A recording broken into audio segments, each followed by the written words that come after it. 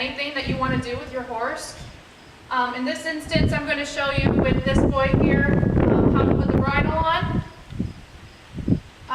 Because clearly he's pretty tall. He's not even standing as tall as he can be right now if he wanted to put his head up. He's almost 17 hands, big Frisian boy. So if he wanted to avoid me putting the bridle on, he'd be able to do so pretty easily. But before he came to me, he hadn't learned that habit yet, so I wanted to make sure that he didn't learn that habit.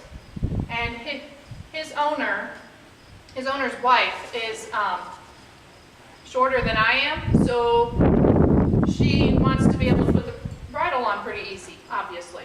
I would too. I do too. So, just like with any horse, you take the halter off, and he's already learning how to drop his head.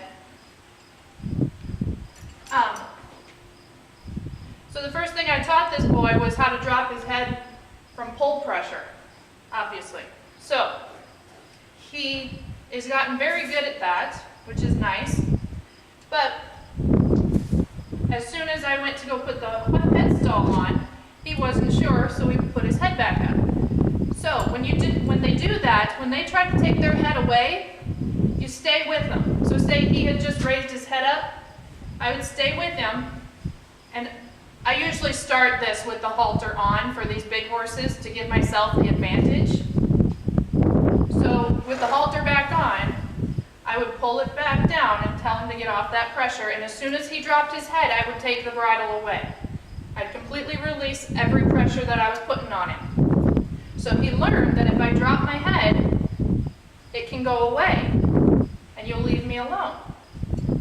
Yes, that's right. I want you to get that idea. I want him to think that he can control the situation. I want to make it his idea that bridling is not a bad thing. And it's something that can be accepted, and it can be a good thing.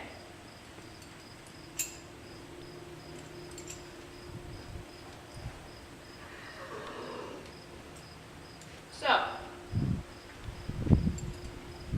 he's learned it a little too well where he kind of dips his nose in a little bit, but not bad. I'm going to pick up the bit here. Good.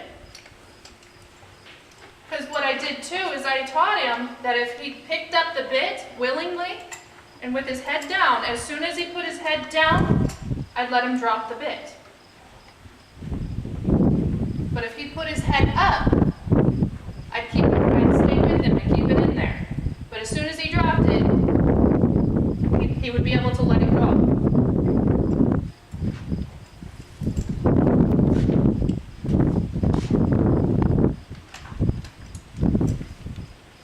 So it's all about pressure and release. And then my next problem came when I wanted to put his ears in the head stall.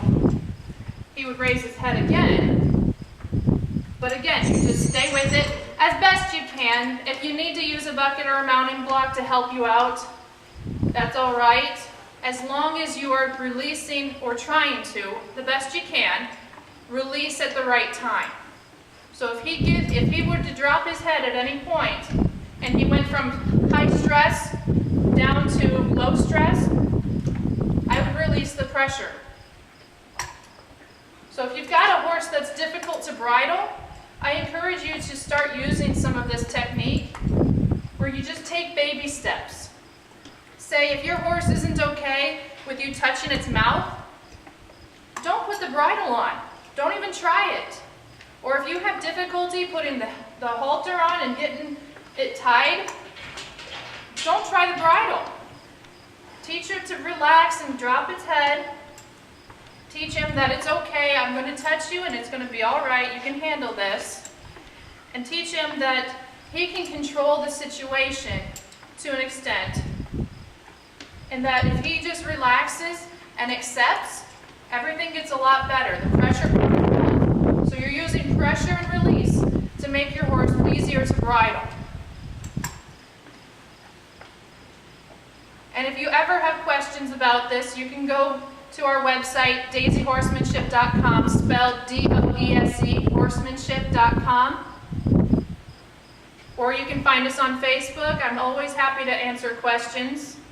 And If you're having a problem with your horse, I can help you, all right?